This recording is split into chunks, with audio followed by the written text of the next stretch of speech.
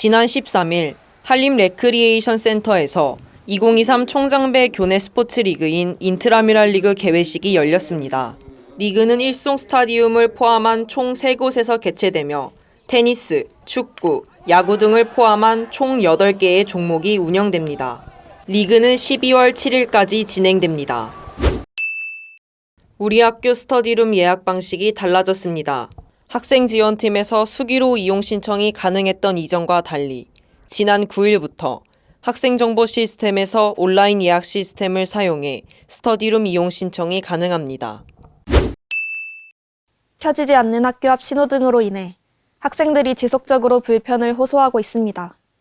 신호등이 작동하지 않아 사고 위험에 노출된 학생들이 불안감을 드러낸 건데요.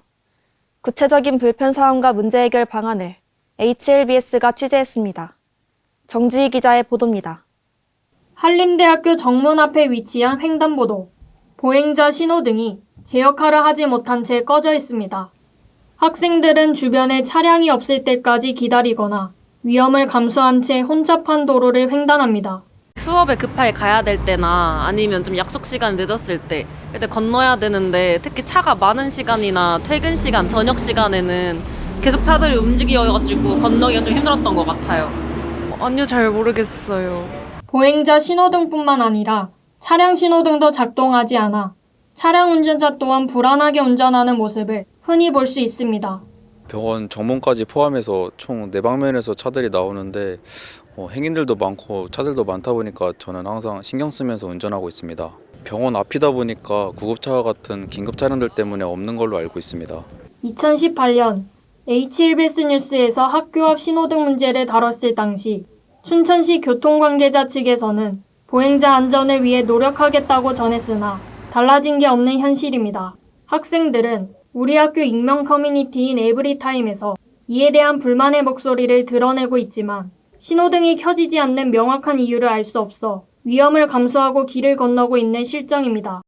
학교 앞 신호등이 켜지지 않는 정확한 이유가 무엇인지 HLBS에서 강원 춘천경찰서 중부지구대 측의 입장을 들어봤습니다. 지구대 측은 학교 앞 신호등이 꺼져 있어 학생들의 안전이 위협받고 있음을 인지하고 있으며 신호등과 횡단보도가 설치 기준에 부합하지 않아 연동의 어려움과 교통정체를 근거로 신호등을 운영하지 않는다고 밝혔습니다. 학교 앞 신호등을 운영할 수 있는지에 대한 질문에는 도로 구조와 교통량을 고려했을 때 전멸 상황이 이어질 것이라고 답했습니다.